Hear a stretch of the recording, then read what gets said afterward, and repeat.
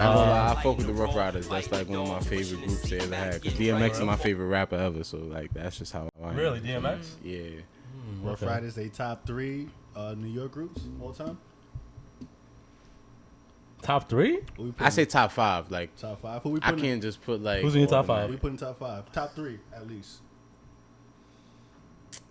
Honestly, I'm not gonna put it in order. I'm just gonna say just say No, them out. You sure. Riot Squad, Dipset, G Unit, Rough Riders, and I would say I gotta give Fat Joe and Terror Squad because I'm from the Bronx. You feel me? That's just me. How You old feel are you, me? real quick? I'm 25. 25. Okay, so we're the same age. No Wu-Tang in that at all? say- Nah, Wu-Tang is not, but Tribe. Wu-Tang is definitely like I listen to Wu-Tang, but like mainly those are the genre, those are the main people I listen to. So like Okay. I like Wu-Tang because my pops used to play Raekwon. Trust me, I Facts. fuck with Raekwon, Method Man. I'm a big Method and Raekwon fan, especially Ice Cream. That's one of my favorite hits. You feel me? Like my son really went crazy. Classic. You literally I bump it now. You feel me? Like so I still got a little something I cooked up to a sample to that beat. So Okay. that's like I like to reference old school vibes anyway. So. Okay. It's just the era though. I mean, he's alright. We all mid-20s type shit. Like, That's a fact. Wu-Tang, Tribe, Mobb Deep. Those are all classics. But of course, we all grew up on Dipset, G Unit. The New York. I had to say Riot shit. Squad because Stack Bundles, rest in peace, Chinks, rest in peace. You feel me? Those are people that they ain't here. You feel me? A lot of the groups like Dipset's cool. Wu-Tang is always a legendary group. I feel like everybody says Wu-Tang. That's why I was like, That's a fact. I said G Unit because I really used to buy them tapes on 125th and go hard and pay them $5. Yo, I really want to listen to this. I honestly went back and heard like some G Unit shit, and I was mad at myself. I never really was into them when they were popping like that. Well, you gotta understand, though, it's the age. Like, it also depends on what you were around. Like, that's a fact. Like, I grew up in the Bronx, so I was around a lot of different shit. And on top of it, like, my brother was outside. You feel me? He was in the streets, so it was like, and cousins and everybody. So like, they listening to trap shit. Like, I was listening to the Jeezy tapes, and I ain't really like the Southern rap like that. Like, I liked it. I was listening to old Gucci shit. Like, that shit was fire. But I'm like, nah, I want to listen to some New York shit. So I used to put on the Stack Bundles. That's one of my favorite rappers. Yeah. That's partially one of the reasons why I call myself Theo Stacks. Because that was one of the main people I listened paying to. homage type shit. Yeah, pay homage in a way. Okay. And also the block I come from, it was Stack Block. So it kind of made sense. So you just all influenced about all that shit going on in the area. Okay. I can see that. Well, without further ado, welcome to episode 103 of the Soapbox. You're here with your boy Sonny Tay. We got Karan in the building, aka Amal. You got a calm fit, so I can't even comment on your fit today, but it's okay. It's calm. It's rainy outside. That's a fact. We got Solange in the building, aka Solange. I don't know. We got a nice hoodie on. Everybody got the fits on, man. You got Eric with the confit back here. My son over here with the everybody look good, bro. Theo look good. Everybody look good today. You gotta give people flowers, man. I just gotta keep it light. That's all. In the rain. In the rain. You know what it is? Rainy days is the best days. You feel me? So I try to keep it light. I don't know about that. Rainy days are the best days. If you know, you know. You feel me? Okay. I don't know. I don't be outside in the rain, my nigga. I'm not gonna hold you. But we got our special guest today. Hold up now. We got Theo Stacks in the building. You know what I'm saying? Mahogany in the building. Mahogany and T. The band is.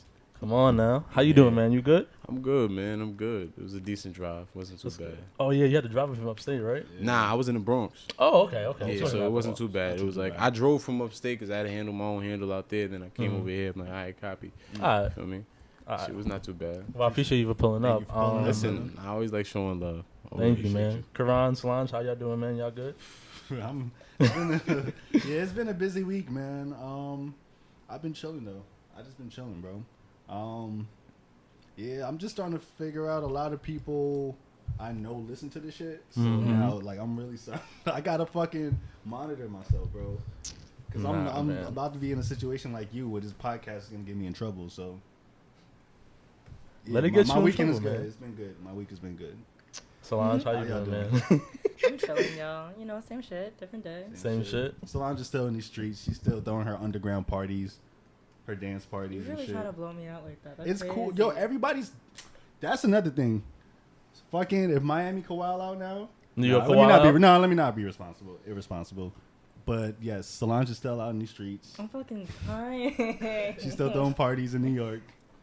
How y'all feel about Miami wilding out? Actually, I wasn't getting into that, but how y'all feel about that? Did you see that? They did a state of emergency. Did they really? Yeah, for Miami. For that, I don't know if it was that one day, but it was like one day last week when it was niggas is just wilding out there, and they called a state of emergency, and they had a curfeue. Mm-hmm. So the curfew was at like 6 o'clock. So of course, nobody's gonna abide by the curfew. Which I understand. I mean, you fucking spend your hard-earned money to go to Miami, and then niggas gonna tell you got to be in by 6. So that's a fact. Yeah, I understand that. But yeah, they was wilding. You didn't see the videos? Nah, I saw the video. I mean, even like the cops was fucking wilding. I didn't see the cops videos. Nah, I saw the video. Miami Carnival. That's a fact. I saw the video of the shorty. We talked about the shorty that was on the hood of the car type shit, and she was like spinning her leg. Then her man's had to come and pull her off the shit. Oh, I didn't see that. Yeah, there was a crazy video like that. But I mean, I don't blame them. We've been inside for like the whole year because of COVID and shit. So now Florida's open people just want to go out. Yeah.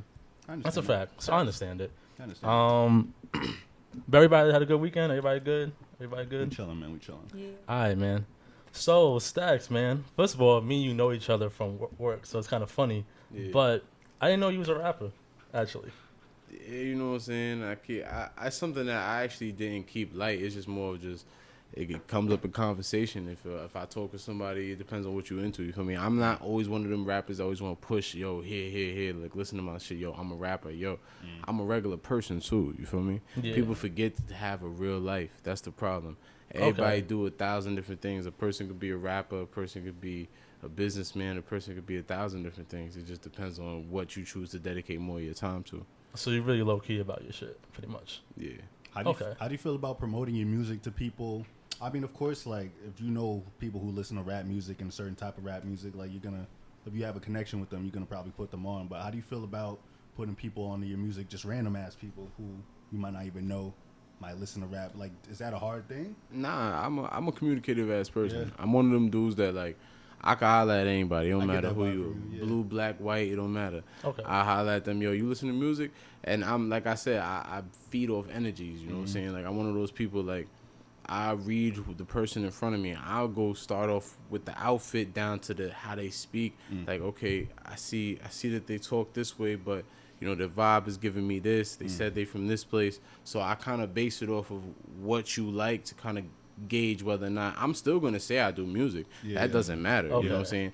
It's just more of, at the end of the day, we know as just people, when a person is just there to waste your time, just to waste breaths, to just act like they want to talk, or there's some people who intricately actually want to, like, oh, this person in front of me, I want to see what's up. Like, I want to get to know, they observing. You can see when a person reading you. Feel me? A fact. If I see the reading going on, it's like, all right, so I'm going to show them what's the vibe. If you really don't got no interest, it's clearly you got your own intentions, you know what I'm saying? So there's no purpose in me even doing that or indulging in it.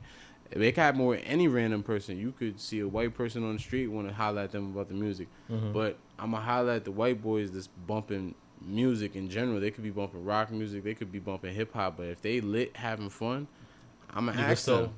You feel me? It doesn't matter if it's just even the quiet kid with his headphones on, but I can hear what he's listening to. If I can hear what you're listening to, that's all it really is. It's just piquing the interest. I want to see what's going on. Picking the brain. So your form of marketing is just kind of like in-person type of marketing. You don't really market like over social media like that? I do, but social media is more of like, I leave that up to like when I do like run ads and stuff like that. Like if I have a new video dropping, I promote it for it to pop up for people, in front of people in fucking Georgia, Cali, you feel me? I'll gauge those markets because I know at the end of the day, I don't know who it's really coming in front of. I really don't see the face. I don't see anything. I just see a name of a place, and I got to assume. So for me, I just got to base it off of my best educated guess and just pick accordingly, you feel me? But that's the good thing about the internet nowadays, because we got, sites like the Gram where you can actually see the analytics, you can pay for promotion, and you can reach, you don't really, it's always good to be in the streets, and, I always think it's good to be known from around where you're from first before you can actually, like, go out, but, before you can even go out, like, you have the opportunity to reach the people without even actually going out, so... Yeah, shit. That's the thing about social media nowadays, which is a blessing. Yeah, a lot of people don't know they force their image or force their music talent on everybody, so to speak. They force their music on everybody. They want to be like, okay, You could be that rapper that you meet, and next thing you know, yo, bro, I got this new song. Everybody got some I got shit. this new song, yo. That's cool, but now like purely like how he said he met me. Now finding out later on after organic. It's like okay, Exactly. It's organic. So now it's like yo, I want to see like I got to know him as a person. So let me see what his vibe is about, and then you can learn a little more that you may not even know about a person just listening to their music. So it's That's like a fact. it's better when it's organic, not when it's forced. When things are forced, you become that tired rapper. That's what a lot of people don't know. Like I've learned that locally, like I say the tired local rapper, better to say. So like. The person that you know when you see him in the mall, he's about to say something to you about music. That person that you just know, like there's certain people you see in the street, you're like, oh my god. You know he's about to holler at you about some shit. Exactly. There's dudes that I know for a fact that I see on 125th Street still to this day, and he don't realize he's still the tired rapper. It's been like 10 years. You feel me? But it's nothing against nobody. I don't judge nobody. Yeah. This is my own analysis before I chose to dive in. I'm like, yo. Everyone tries to force their music on it. Organically post till you got enough funds to really back your shit, till you got enough of everything. So with people that you at least got following you, they see you're consistent. At the end of the day, you can sit here and try as much as you want to yell at people in the street and tell them you nice.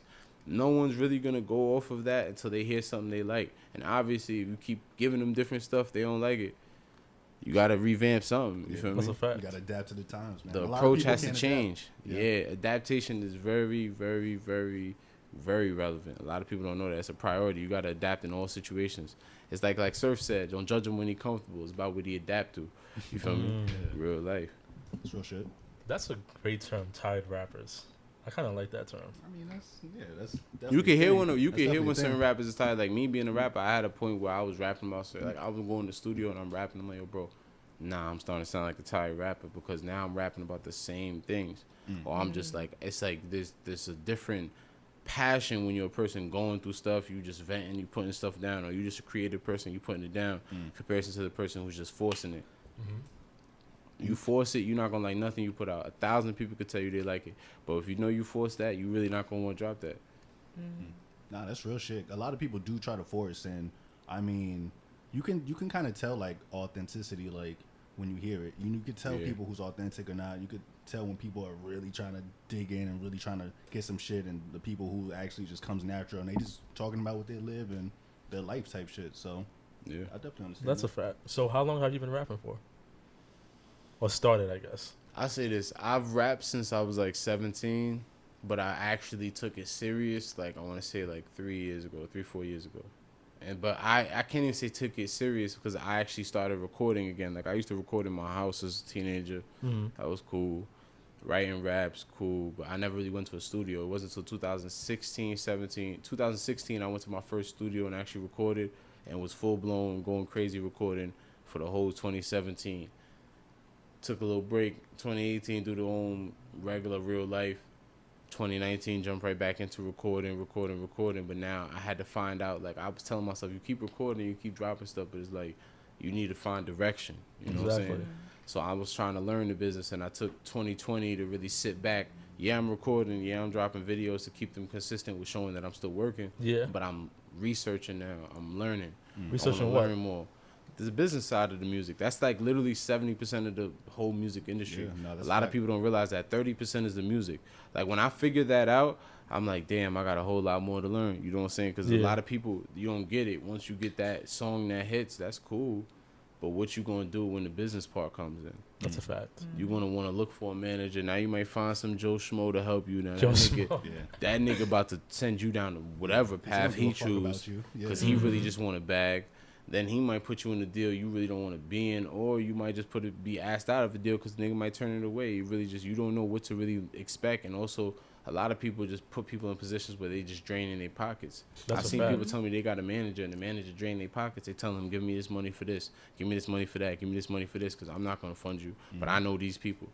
That's cool, but then you end up broke. You feel me? Everybody, a lot of people go broke during the music, and I've watched that through interviews. Famous people, everybody say that they go broke during that phase, or they have to feel like they double their hustle or do too much just to achieve what they want. Or realistically, it's all about patience is key. A lot of people don't want to be patient. You gonna go broke. That's the key. But let it go broke for the right reasons. Let go broke because you made these investments this week and you know you got to get back. Everybody's gonna go broke. Go no broke because you put your own money into it. Exactly. Yeah. Don't go broke because you were following the leader. Yeah. Be your own leader. You know what I'm saying? That's a bar. That's your shit. That's a fact. No, that's good because you don't really hear a lot of people who rap are saying they study up on the business side of music. They rather just want to go like now. I need to find a manager. I need to get a hit single. I need to do this. I need to do that. I need to get mad plugs. But nobody really looks at the business side of it. Like, all right, I need to figure out what I need to look for in a manager. What kind of music do I want to make? Blah blah blah. So the fact that you took a couple years to actually study the business is actually really interesting to me because I feel like a lot of, and maybe I'm wrong, tell me if I'm wrong, but I feel like that's why a lot of like people upstate that either rap or sing, it's like they don't really make it far other than upstate. It's not just upstate though. That's the fate of everywhere. It don't matter if you're in the city, it don't matter if you're in Albany, it don't matter if you're in Buffalo, it don't matter if you're in Syracuse, Chicago, Cali, Atlanta. If you're not willing to put forth the effort, you're not going to achieve. Mm-hmm. It's nothing for nothing. I dropped a song called Nothing for Nothing, and I did it on purpose because I said it like, yeah, people going to like it because it's a song. But it's really the fact that it's really like what I live by. Ain't nothing for nothing. There's nothing you're going to get handed to you. And that's something that I was raised on. It don't matter who you are. It don't matter, yeah, people get inheritance, yeah, this, that, and the third. So you may get money for nothing. But then now you lacking in other areas. So that factor that you just got handed that money, you don't know how to handle real life situations. A lot of people have that unbalance. That's why it's like in life you got to make sure you work for whatever you want. And sometimes the work isn't necessarily work. Maybe it's a different form of work, like research. Maybe it's a different form of work, like networking. Maybe it's a different form of work than recording, like actually going online and having to be that annoying person. You dropping comments on random stuff, just doing different stuff because you're trying to get your algorithm up or you're trying to change certain things for yourself. Like, okay, well, I've been commenting and doing this. I've noticed I've been getting a lot of feedback from these type of people because I've been showing them this type of love. Exactly. It's all about what legwork you're willing to put in. Nobody willing to put in no legwork for nothing. It don't matter if it's just music related, money, whatever. And I learned that through the last 5 years. A lot of people don't want to put in no legwork, but they want to be handed something. That's a fact. That don't make no sense.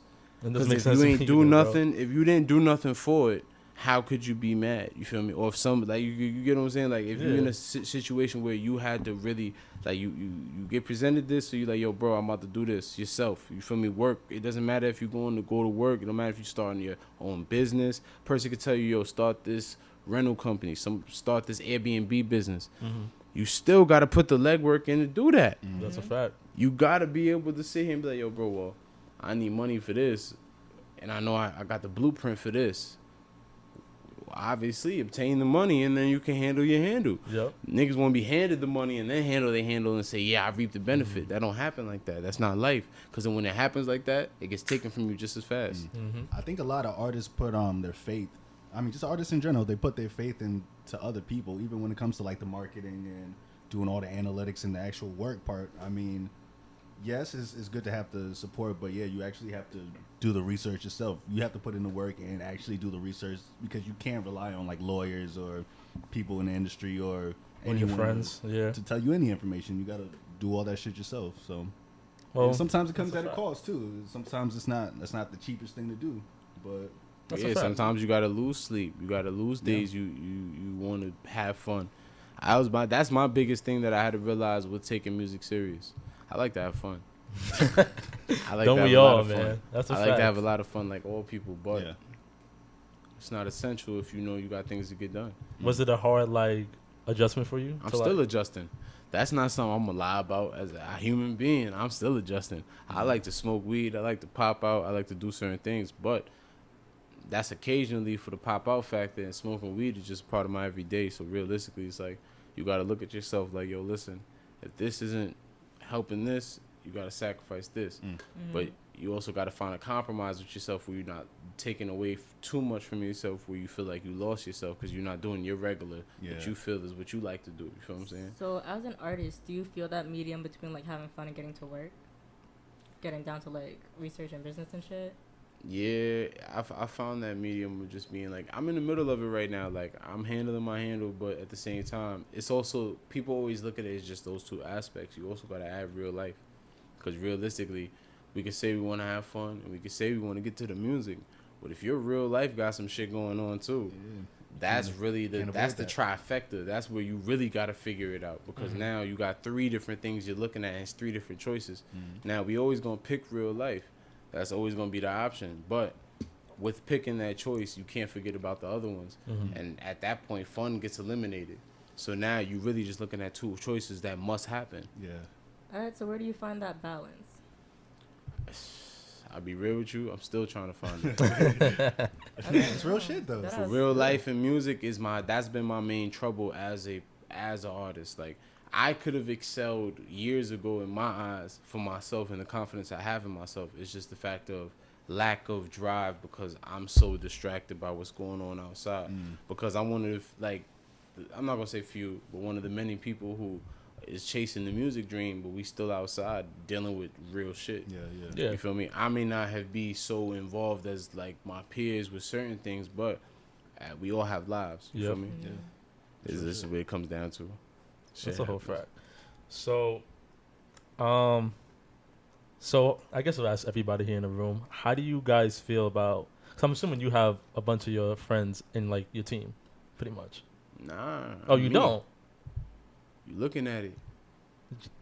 That's enough. Really? I got 2 more people, but they not here right now. My boy, one is going through his own real life, and another one, he's on his own path. Like, he's part of Mahogany and all that. My boy Hooks Arthur, shout out to him. Yeah. He's doing his own thing upstate. He got his own sound, his own vibes, you feel me? But he's still Mahogany too. He's branched off to do his own thing just because he wanted to build his own brand instead of, just being Mahogany, you know what I'm saying? He wanted to build himself, and he's done that already. He's done it in his own way, so it's like, I respect everybody doing everything they want to do, you feel me? My boy T Money this year, he supported me since day one, and my son E Money been supporting me since day one, you feel me? That's why I keep the 2 of them close. Anybody else, I have a lot of other people that support. Yeah, they support, but it's different when you really Mahogany, you feel me? All right, y'all, so how is it working with friends? Like, having them under your belt? And then also, like, wanting to do the fuck shit and get to the... But also, like... They indulge in my fun a lot. They indulge in my fun a lot, you feel me? Yeah. Me and my man, me and my man, I'ma laugh because it's like 2 different, what's funny, you sitting looking at 2 different devils. It's like, one is like, so you have anyone be like, nah, bro, one smoke like Snoop, and the other one drink. Man, I can't tell you how much Henny me and E Money consume, bro. I could just tell you, I'm happy we were in a safe place. That's all I can say. That's but it was so, always great energy. Okay, so but still working at Friends, do you guys have any like friendly arguments? Meaning, I keep like it real. You guys have that thing. We have like, to be real. Like, my arguments come with real life. Like, I'm one of those friends, I tell you how it is. It doesn't matter about business. It's like business right now, like, as far as like my boy T Money is good with networking for me. You feel me? He's plugged me in with a couple of different artists and different people that wanted to work with me. You feel me? Okay. My boy Ease, as he tapped me in with y'all. Yes, sir. He handles the other business side of certain things. So everybody do, like, right now he's finishing up the website for Mahogany right now, you feel me? We have certain things that all my videos is about to be up on there, like everything's about to be different. So it's a lot of roles that people have. Well, there's a few roles that people have, but everybody's been following suit. Where the main person that's been slacking has been me as of lately. That's why they've been on my back, you feel me? Handling my handle as far as, making sure I'm getting more music done and just staying focused to the business side of it instead of getting distracted with real life. Because that's just my main thing. I like having my people here for that reason, you feel me? It's good to have friends like that who's, first of all, who knows their role and knows how they can help you and how you can help them. You feel me? You guys could benefit off of each other. And, I mean, it's your day one homies. So, I mean... That's how it is with me. Everybody eats, bro. Like, it don't matter if it's just from music to real life. Like, once I say you my brother, you my brother. So it's like... It don't matter if I got money to make. It don't matter whatever. I'm going to make sure if I can get a slice of the pie, even if it's just this much. Yeah, bro. It's just to make sure everybody's involved. It doesn't matter. You feel me? That's a I've fact. always been that type of person. I want to see everybody win. That's my main quote, anybody that knows me, you could ask about Theo Stacks. That nigga want to make sure everybody win. Everything, and myself including. But I want to make sure everybody win with me. That's also like a blessing and a curse. Because I'm the type of person that I'm only going to make sure my peoples win. And if at the end of the day, I've held my back. I've held myself back, better to say, due to that factor. Like, as of right now, I've done a lot of cutoffs and letting go of a lot of shit. That's why I'm here with the circle I got. You feel me? Because a lot of people do support. So you have cut off, like, certain friends that were probably in your circle in the beginning. I'm not going to say cut them off. I gave people distance. You feel me? Like, you got to give people distance when everybody has different... Like, I ain't going to lie.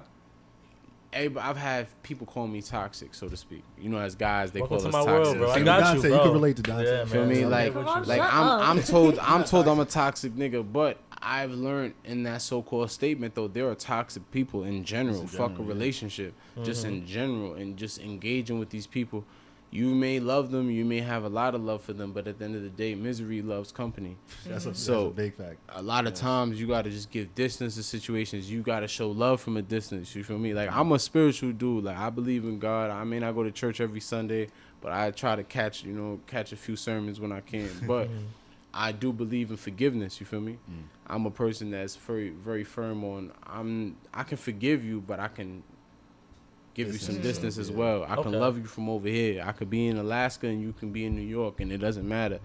My love is still the same from over here, but I got to do my own thing. You feel me? Because a lot of times there's people around you that are blocking their own blessings. And you can't receive your blessings if you around somebody who's blocking their own, because it's like you standing around blockage. And then now they may reap the benefit of your blessing, but realistically though, that wasn't God's plan. Yeah. And that a lot of times, I saw a quote the other day, it said, a lot of times he waiting for us to make moves away from people so he can give us what we want, but we keep holding up the process because we keeping ourselves around things we don't want to let go of. Yeah. So you was able, I'm sorry to interrupt you, Karan. No, actually, I'm not yours. Anyways, so you was able to separate love from a distance with certain friends that you had in your circle and still maintain that same friendship, or did it change a little bit? Because the reason why I'm bringing up being friends with business, because I feel like when friends do like a business together, or maybe someone wants to be a singer, someone wants to manage them, stuff like that, I feel like in some form of way the friendship dynamic changes. Well, I had a friend try to manage me. I swerved him. That was like the easiest way to clip that off the rip. Like, we not even about to have no awkward moment. No, so you don't even have a conversation about I have no reason to say I am the person that I have no problem saying no. Like, I'm a firm believer in those two letters because I said too many yeses. And it took me before the music to realize that. So now I already know what music brings. I know what money brings. I know what I've made money, and I saw what that brought. So I could imagine being popular off of music and making money. Yeah, right. I'd rather leave you over there before I even... Prevention is better than cure. Why would I prevent something rather than cure a situation? You feel me? The problem to occur, and then you got to fix all exactly. mistakes. Yeah. And sometimes it's not even something that you would have to so-called fix. You may be the problem because you didn't prevent yourself from being around this type of person, or it could be anything. It could be a trigger from something they did, or they could just be a person who brings this type of attention. Yeah. So now you were forced to do something that you didn't want to do. That's true. And now you're in a situation of like, wait, hold on. Or it could just be business related, where it's like, yo, you don't know how to handle business. Like, you feel me? So it's like, I don't even want to deal with this issue later on, where it could be thousands of dollars we have an issue if we having discrepancies over it. You feel me? But can you see yourself putting your home? Let's say you do have a homie that's good in this certain aspect, like, but you wouldn't mind getting into business, to say, with the homie, if they were good at a certain thing. Yeah. Nah, that's my biggest thing. I'm a firm believer in pushing people. So if I see a light in you, it don't matter if it's a candle light down to that bright light right there. It doesn't matter for me. It just as long as I see it. Then it's like it doesn't matter how small the piece of faith is for me. As long as I got some type of faith in a situation, I'm willing to invest something into it. You get what I'm saying? Like, it doesn't matter if it's my time, money, whatever. If I believe in you, I believe in you. Okay. So in that aspect, so what happens if, like, your faith ends up being wrong? Like, you was wrong about this person being either like a lesson or a blessing in this life. Okay. So it's no ill will after that. It's like, all right. Nah, okay. I have no reason. My biggest thing in life was never hold grudges. I don't hold grudges with anybody. I'm a Capricorn too, so like that's like very hard. Okay. It's very hard to not hold grudges. I like to hold on to shit. Like, nah, I ain't forgetting that.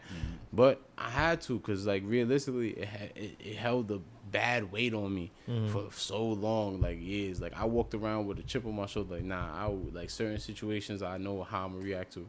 Yeah. For what, bro? Yeah.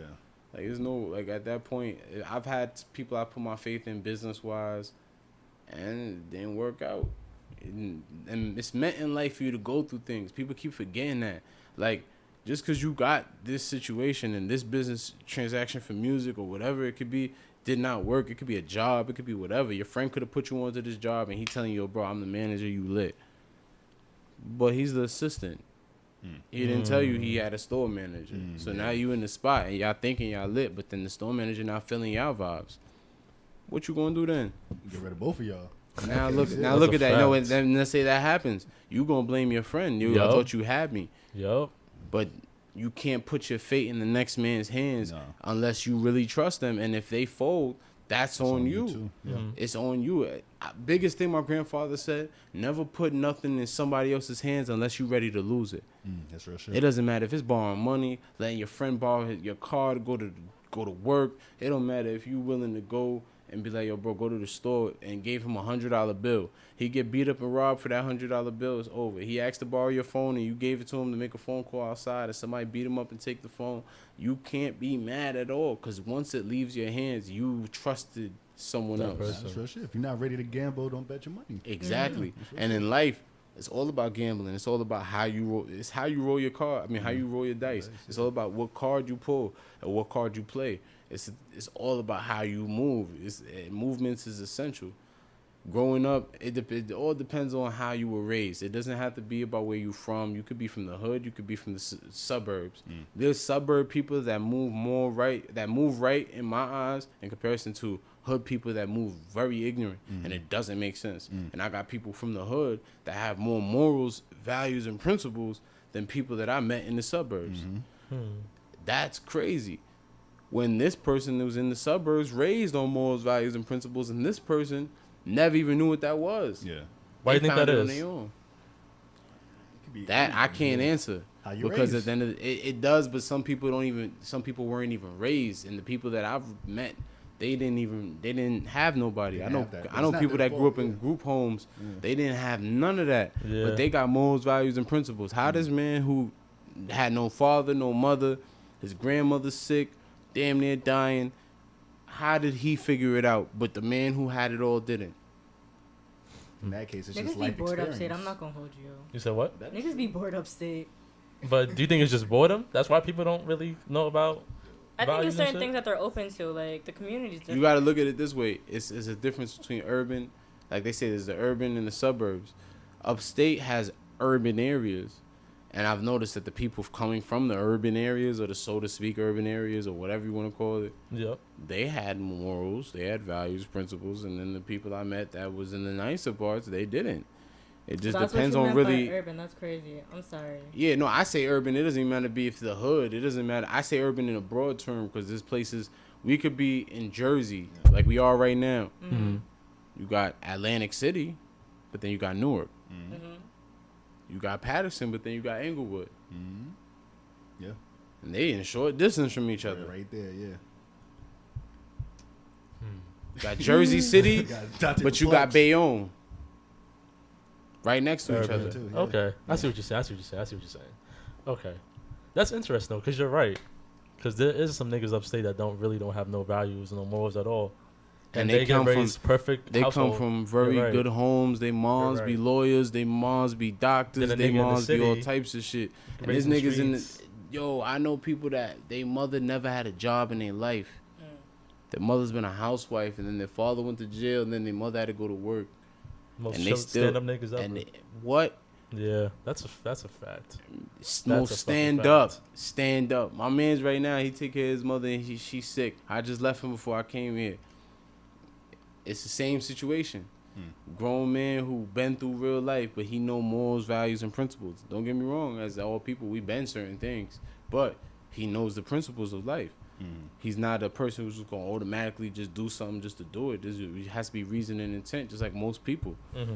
Same thing with me. I'm a nice person. I'm a good guy, but same aspect. And you're going to keep those traits whether you broke, rich, no matter what circumstance. So, I mean, honestly, it really doesn't matter. Like, circumstance, like, it literally doesn't matter because with those traits... Circumstance don't matter? I mean, it can play a role, but, I mean, it just... depends on who you are inside. Are you sure circumstances circumstances matter. I think it matters. I mean, I say circumstances matter, but at the same time, your drive, or let me not say drive, rephrase that. Your strength and your faith do too. In situations of just where you at and also how you move. Like a lot of people get susceptible to the crowd around them, and they just want to just be sucked into what's going on. If you around ignorance or your friends ain't have no home training, no nothing or whatever, or just even they have home training but they choose not to use it, they willingly are showing this is what the way is. Some people don't know their own way. So if you're just trying to find your own way and there's different ways in front of you, some people like to pick a piece from each one and just figure it out. Yep. Yeah. No, that's some people have the privilege to do that, and other people just got to do what the fuck they got to do. Exactly. I definitely understand that. That's a fact. Oh, that's interesting. Okay. Fuck, where I want to go with this shit. You seem like you're very like you want everybody to win type shit. You know what I'm saying? That's always been my vibe. So, is there anything inside you that's like, yo, like I'm trying to be like the best nigga out, like any competition at all? Because I don't get that from you. I feel like you're like a. Nah, I'm gonna keep it real with you. At the end of the day, I say that I just want to reach the point I want to reach. I don't really care for competition. I don't look at nobody as competition because if I look at them as competition now, that means I'm judging you. And I'm looking at you as better than me in my eyes, or competitive to me, or like, or they just as good as me. Do you have good competition though? Sorry, do you have good competition? Like, yeah, I have good competition all the time. That like I keep good competition within like even me and my older brother, we have competition all the time. Me, that's the person who showed me how to rap. I'm like, yo, I stay telling him that I'm about to dust you in this song. No matter what you do, what words you put together. But at the same time, this time I already know that, he's where he's at with certain things. So I know that he may even dust me. So it's like I like to play around and have competition. I got people that I'll compete with on our own terms. But like as far as on a real basis, I don't look at anybody's competition or something like, yo. Because in reality, if you ain't making it, the people that's competition to me is the celebrities. They competition because I'm trying to get to that point. So nobody around you think is competition? No. That's interesting. And that's not me saying it in a bad way. That's me. I respect everybody's craft. Now, where it gets different is if like people want to really like judge, like, you want my criticism, that's a whole different topic. If you want, I'm saying I don't view them as competition. Now, criticism is a little bit different, but that's if they ask me for it. I'm not about to be out here like, yo, I just feel this way about everybody's music. No, because at the end of the day, I respect everybody's craft. It's all about what you want me to listen for. I really like music. I really love music, better to say. Well, I'm one of those people, I listen for what you really asking me about. You can ask me, yo, how does this hook sound? I'm going to pick your hook apart. I'm going to listen to it like, nah, you should have done this, or you probably should have just, lessened up on this. Like, I'm going to keep it real. Yeah. As far as competition, though, I ain't really looking at nobody like that. Like, I got people that I know is nice. Don't get me wrong. There's a couple of niggas upstate doing their damn thing as far as music. But at the same time, though, everybody's in different places. They in their different places of life. I don't know what they got going on every day, but from the perception that they put out, they're letting it be known that this is the type of phase they're in for their music. There's different phases with upcoming on how you're doing your thing and just actually pushing your music. But there's a certain point that everybody seems to hit and they stop. So when you stop, that's when it's like, okay, well, I know what you have with it. You feel me? If I see you keep going, there's no reason for me the final judgment can never be done because you keep going. Yeah. You can't judge nobody that keep going. That's the fucked up part people don't realize. You could judge a man and want to be like, yo, this nigga is making this bad decision. A man can make 10 bad decisions in 1 month. And people will look at him like he's the worst man ever.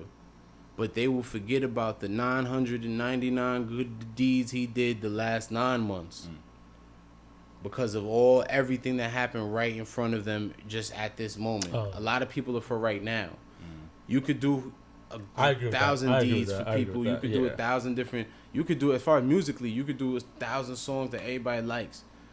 Those 10 bad songs, that's what they're gonna focus on. They're gonna focus on that. I agree with that. But is that a bad thing? Because sometimes that gets you the bag.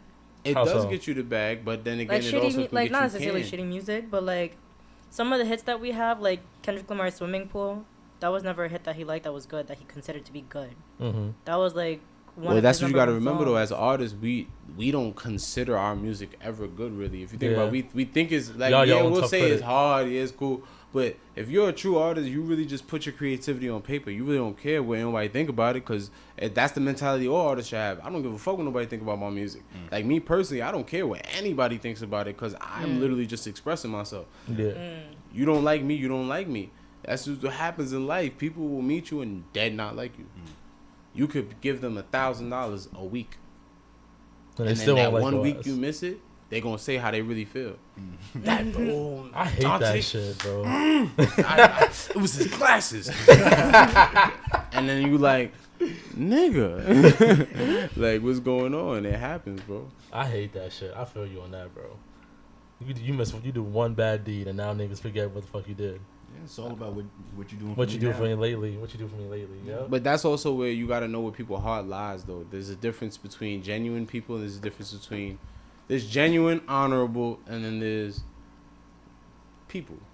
And I say people because there's multiple different things I could put after that. But I say those, in my eyes, is those two categories, because I've met people who were genuine, but I met people who were not honorable. And you can be one and not the other. And I say honorable speaking. Honorable has to do with like I know I'm wrong.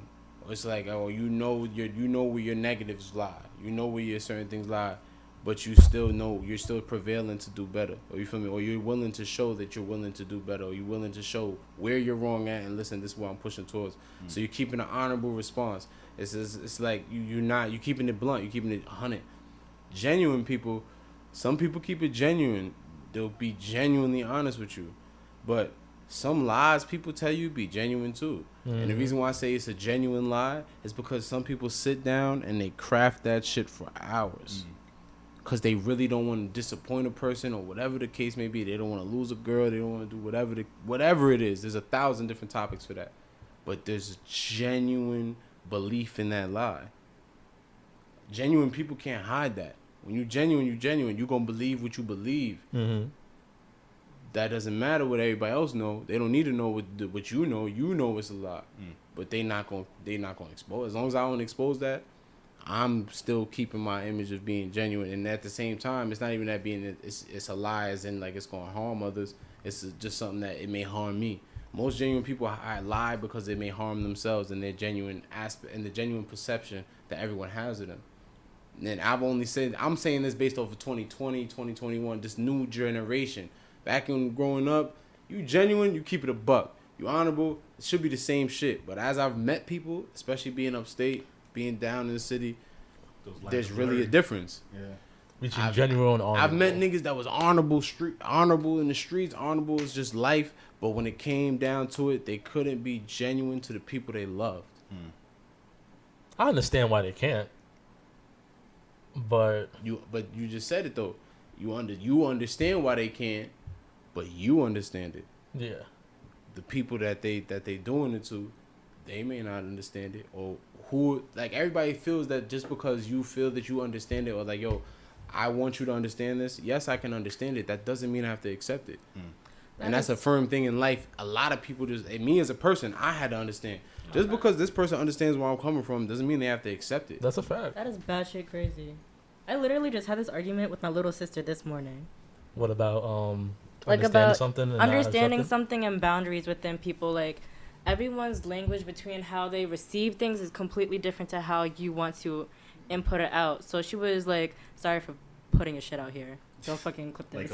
Don't clip it? Leave it? You want me to leave it? No, you can leave it, but I'm saying just don't use this. Dante's about to use this. Oh, for the clip. That's Karan. Karan about to do that. But she was literally like, butthurt in the morning, talking about how there's certain boundaries that we set as sisters that we set but we don't respect and like the same. So she's like, we're hypocritical for that shit. I'm like, I get what you're trying to say, because we gotta hold ourselves accountable for the things that we do, but at the same time, I feel like you're also being closed-minded because you have not necessarily, you have not yet set something to, like, you haven't changed to be, like, holding that boundary for us or for yourself as well. Sorry.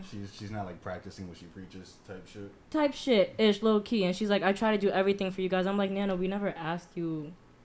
And that's the thing about, like, doing something for, like, acceptance, pretty much? Yeah, no, not necessarily for acceptance. It's like, we never asked you to do all these things for us that you thought that would be good for us. We all have different ways of how we set our boundaries and how we accept things. Yeah. Okay. So Perfect like, example, like you just said. can't. Like you just said just now, the hardest thing I've ever had somebody tell me is that, yes, you did this for me, but I didn't ask you. I hate that.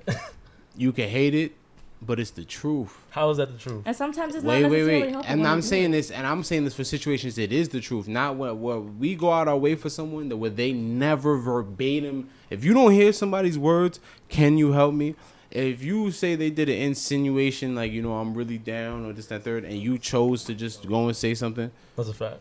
That was your choice. Mm-hmm. Everything is a choice in life. You know what I'm saying? So at the end of the day, you can't really look at it that way. If it's verbatim, that's what's wrong with just this generation in general. Everybody assuming shit. Everybody just saying, well, this should mean this. No, ask what the fuck it means, or just get a direct ass answer. I'm a direct person. I'm very blunt. I'm transparent. Mm-hmm. I don't got time for discrepancy. That's my favorite line. I do not deal with discrepancy, because at the end of the day, I'm already transparent. So if there's discrepancy, there's a problem on your end.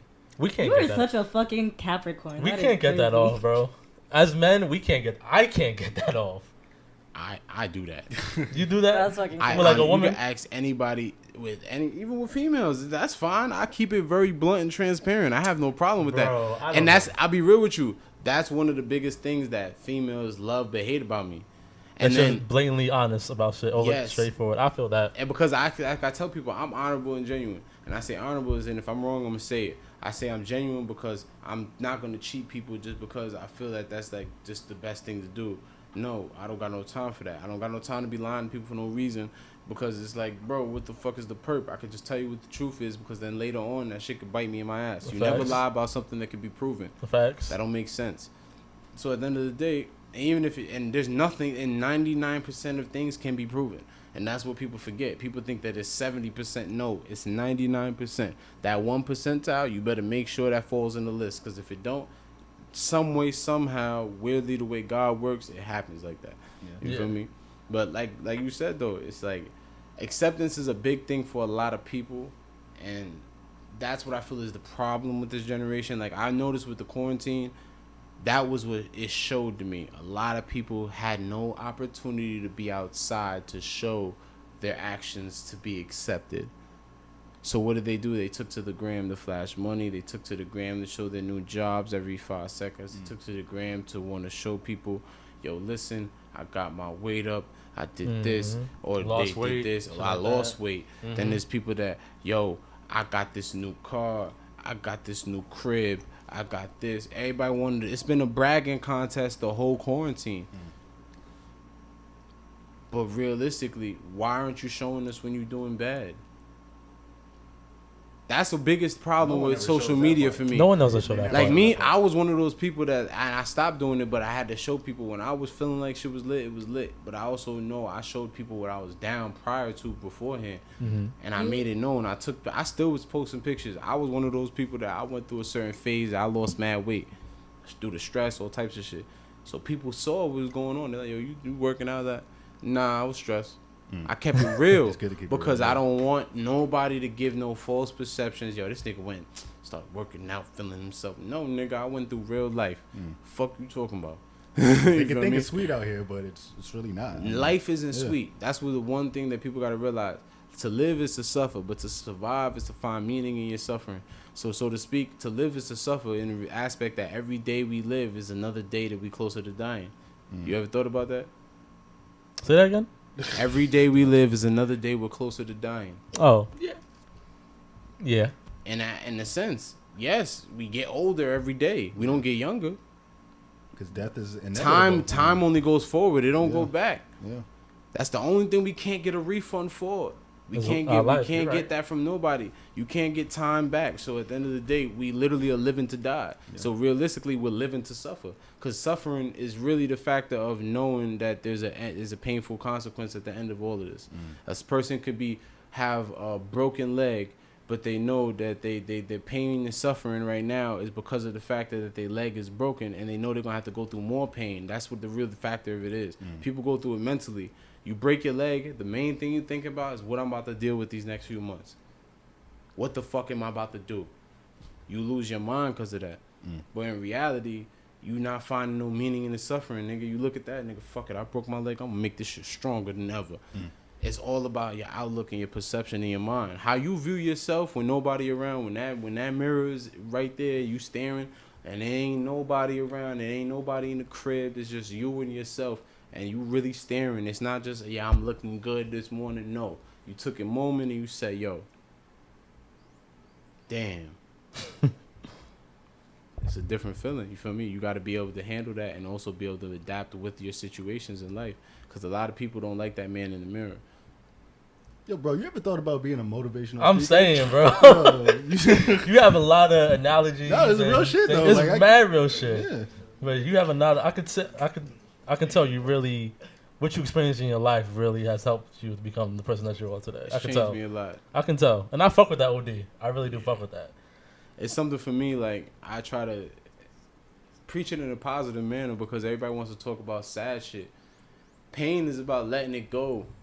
That's the main purpose. We go to the gym to work out to let release pain. We smoke weed to let every puff breeze off whatever we was thinking about.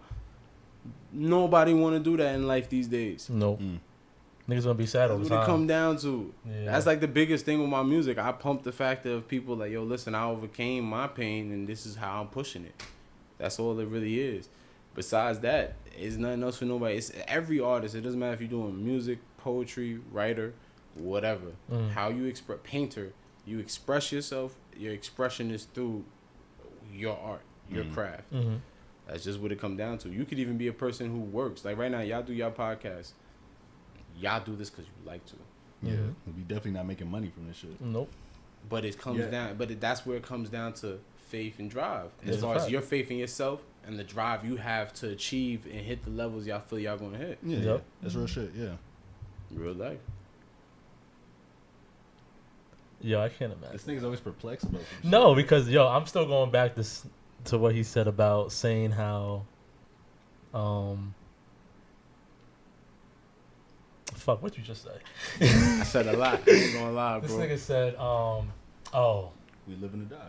Like, no, he said, you did it for me, but I never asked you to do it for me. Yeah. Like, I'm just imagining myself saying, bro, I just can't imagine. I'm gonna say a quick story. I can't imagine. I had someone I did a lot for years that when it came down to it, I needed a favor and they left me out to dry. I'll keep it real. I'll give a glimpse of my life. I was homeless at a point. Like, Mama Love kicked me out. I was talking a lot of shit like a youngin' does. But when I get outside, I'm like, damn, nigga, fuck you gonna go. Yeah. And that person I called on who knew they could help me chose to turn their back. Or not even turn their back, they ain't answer. And then when I needed help, when they did answer, they act like they couldn't help me. And they gave me half-ass support through the way of it all. And then when I got mad about it finally and said, yo, what the fuck is up with you? I did this, I did that, like I lost it. And the first thing that came out their mouth, I know you did that. I never asked you. But y'all don't think that's selfish? Like coming from in that situation, and even any situation, anytime you go out your way for somebody and they tell you those words, what it comes down to, though, yes, we can feel it's selfish, we can feel whatever it is, but at the end of the day, it is what it is. They told you straight up, I don't care. That's all that means. That I'm not appreciative to what you did. I'm not grateful, nigga. And then when you hear those words, the first thing you gotta do is just do this. That's it. I agree. Yeah. Because at that point, it's like there's no purpose in this conversation. There's no purpose in this anything. There's nothing. You can't come back from. For me, you can't come back from that. And I'm a person, I give a lot. I got a meal, I'll give you half of what I got to eat to make sure anybody around me is good. Male or female, it doesn't matter. So if you tell me that, I heard you. Yeah. Say that, and that's it. That's crazy. Do your own thing. But the biggest part about a life, though, bro, everybody keeps forgetting. Everybody has an expiration date in your life. And we choose to hold on to people longer. And then come to find out, you were supposed to let them go, where it tracks back to what I was saying before. God be waiting for us to move certain people so we can receive our blessings, and we keep delaying them because we keep thinking we want to stay around these people. Or we feel we have to help them, or we feel that we need to, whatever the case may be. And then the next thing you know, you mad 5-6 years later down, but then you finally remove that person, and you wonder why your life just changed out of nowhere. You're like, what the fuck? And then you beat yourself up because sometime at some point, it could be a year from that moment when your life changed. It could be 2 years. It could be 5 years. You're going to ask yourself, what did I make different? What did I do different when all of this happened? And you're going to think about letting that person go, and you're going to be like, wow. That helped. Yeah. That'd be the wake up. That's a fact. But it's all as long as you acknowledge. Acknowledgement and accountability is everything. As a man, as a female, woman, it doesn't matter. You feel me? Yeah, you definitely. Especially in men, as men, we don't do that. I ain't even going to lie to you. A lot of niggas I know don't hold themselves accountable 100%. That's you think they put the blame on like other things? They'll do 90%. Like I ain't gonna lie, I got niggas right now. They'll put. It don't matter what it is. They'll take all of it. But if it has to do with this specific topic, oh nah, it's different. Yeah, you wildin'. In the streets, I know niggas that hold themselves accountable, but when they get home to their wife, they won't hold themselves accountable. Or I know niggas that they'll hold themselves accountable with they shorty, but when they get in the street situations, they like, nigga, what the fuck you talking about? You can't pick and choose. You can't pick and choose. You either gonna be this type of person or you not. And the one thing about life, as we get older, life gonna pick for you. Whatever you lean more towards, it's gonna pick for you, and then you gonna feel like you stuck in that situation because now it picked for you. That's all fact.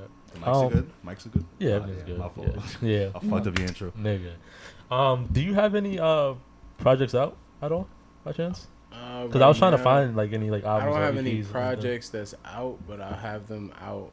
Basically, by June 1st, you'll see a lot more work. Like by the end of April, I should have 10 singles up on Apple Music. I'm working that out right now because I'm just doing a quick bundle just to drop on people, just to give them a variety instead of just one song.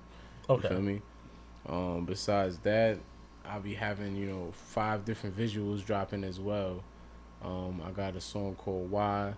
That's one that's it's just a straight through, just straight bars, no chorus, no hook, no nothing, just straight life. You feel me? Now I got another song, Loyalty Over Royalty Declaration. That's dropping. That's a single.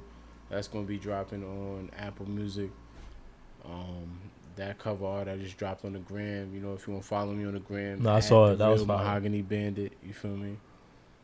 Besides that, I got another song called Mahogany Bandit itself that's dropping on Apple Music as well. Besides that, I just mainly got, a couple freestyles. I got Backdoor Lock.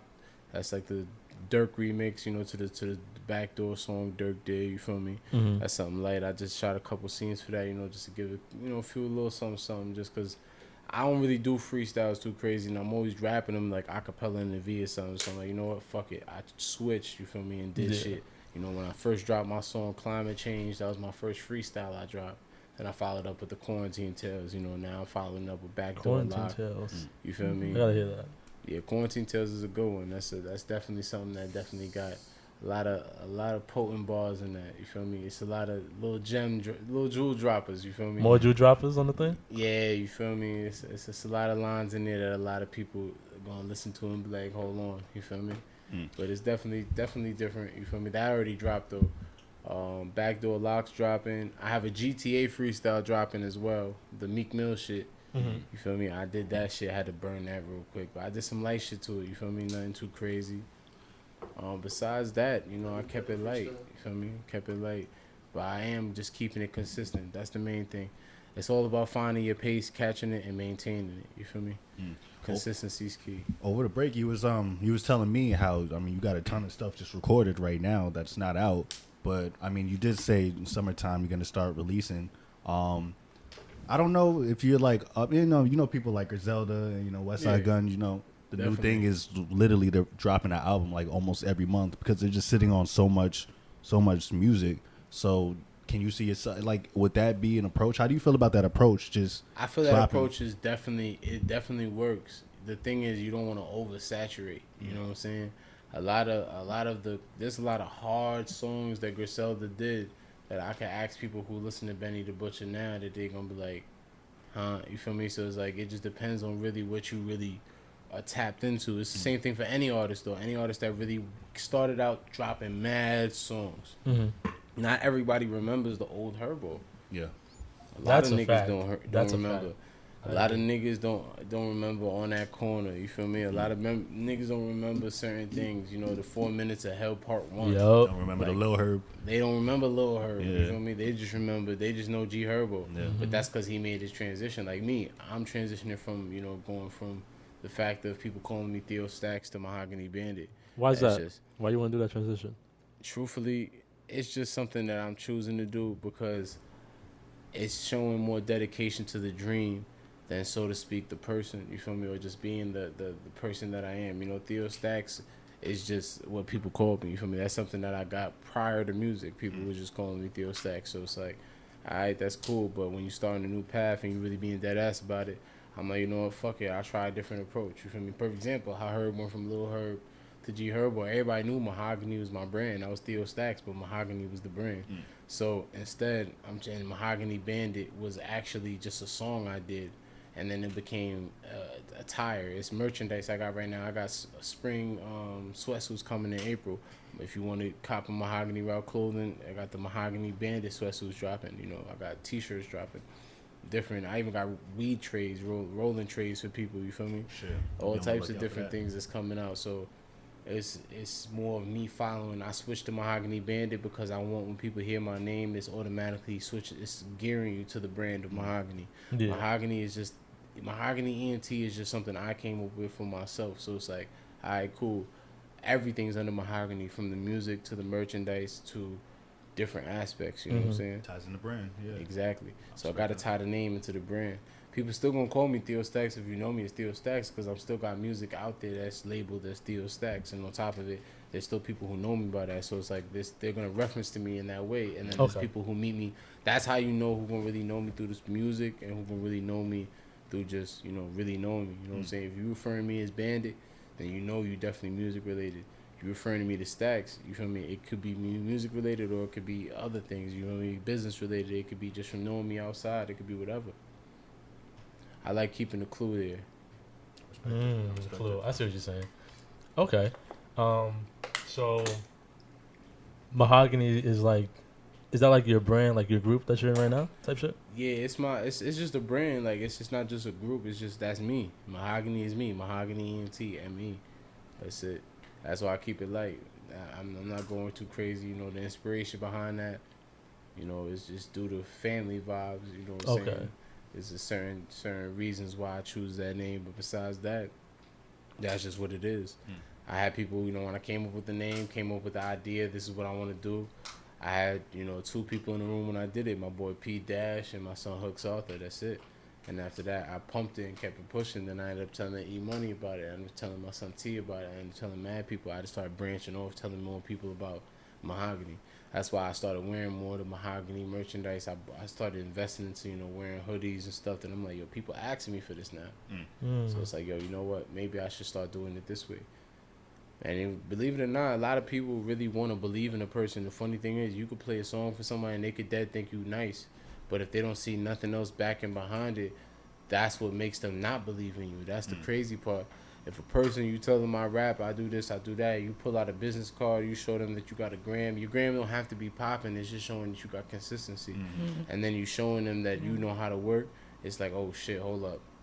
He really he's really standing out. It's all about trying to be different in some way, shape, or form, even though there's 1,000 people even doing that. Yeah. But that's just getting you a step closer to what you thinking what you want to pretty much happen, and also what may happen. You don't know. You think you want this, but you don't know what really may come from it. That's a fact. Sure shit.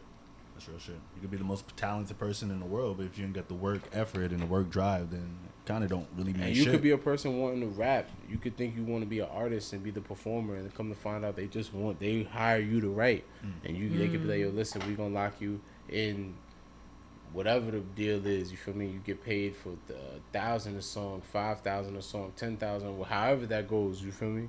I don't know how that goes on that aspect on it. That's what I'm researching into myself for like how ghostwriters get paid, how much they get compensated, things of that nature.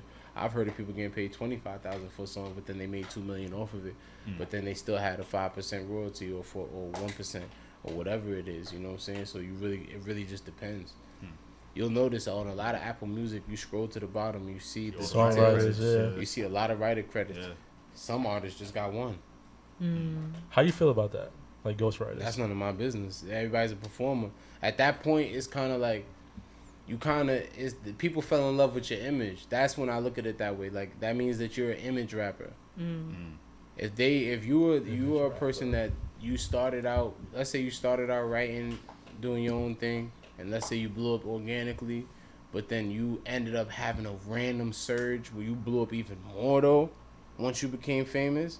And now I start seeing you got writer credits and all that. That means you got the boost. So it's like they fell in love with your image already. So that's really what it comes down to.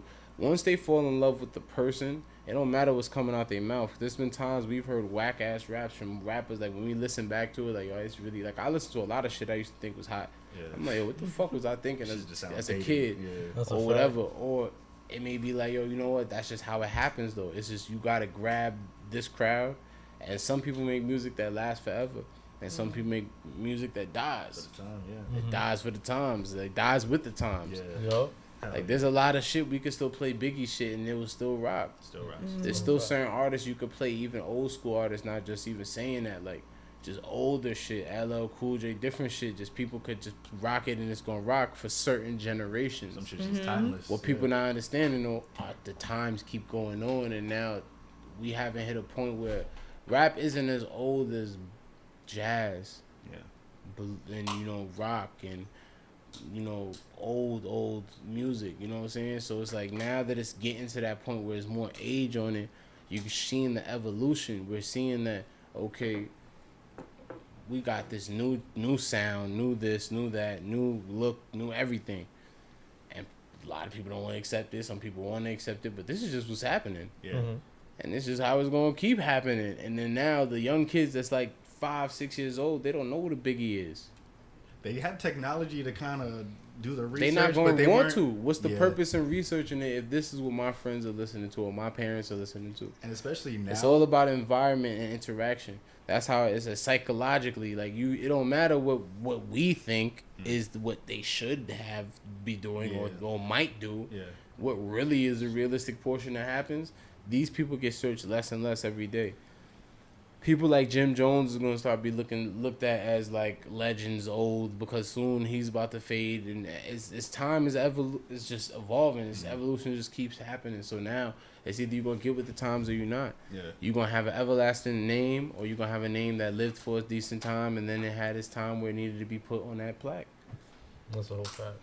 Yes. All right. Cool. No problem. All right. So this concludes episode 103 of the Soapbox. Thank you, Stacks, for putting up, being on this episode. Round of applause. You know what I mean? Get some gunshots, man. Get some gunshots. Oh, man. You got anything you want to plug in for the folks, the listeners, anything? The gram, anything? Yeah, they can add me on the gram at The Real Mahogany Bandit. Anything, even Snapchat, Raph Simmons Stepper, you feel me? I got a couple, as far as YouTube, you could just search Theo Stacks. You will be seeing different music pop up saying Mahogany Bandit, but you can search both names. Coming April, May, it's going to be a different sound, different songs, you know what I'm saying? Yes, sir. I'm dropping something for everybody. Something that everybody can listen to, but then different crowds can pick apart what songs they want to listen to as well. So, I got a lot on the way, you feel me? My next project that's coming out is called Cold World Hot Blocks. That's going to be my actual tape itself. The EP I have coming out, I have yet to disclose the name for, but I am letting people know I do have an EP that is dropping Smart. May 1st. Cold World Hot Blocks will be dropping June 8th. You know what I'm saying? So as of right now, I do have visuals dropping April 1st. You'll be seeing 3 different visuals. I'm not going to say the names. I'm just going to say 3 visuals we'll dropping. You know what I'm saying? But that's just how that's going to go down for that. Hey, we going to be tapped in. I'm definitely going to be tapped in. You're dropping the EP first, then the album. Yes. Right after. Yes. Okay, I like that. Oh, yeah. A little tease real quick, and then you drop the full project. Okay. Yeah, we definitely gonna support that. No, I'm definitely gonna check that out. That's a fact. Thank you guys for listening on Apple, Spotify, and YouTube. Make sure y'all follow us on IG, Twitter, Apple, Spotify. Make sure y'all check us out. Other episodes. Make sure y'all check out Theo Stacks. You know what I mean? Check out that EP drop in May. And the album coming out in June. I still got some stuff on YouTube too. If they want to tap in, just type in Theo Stacks on YouTube. You can find stuff. And if you really want to dig, go to SoundCloud and you'll find a couple of gems. SoundCloud got the gems always, SoundCloud bro. Having the gems, yeah. Always. Facts. All right. We out. We off Definitely. this.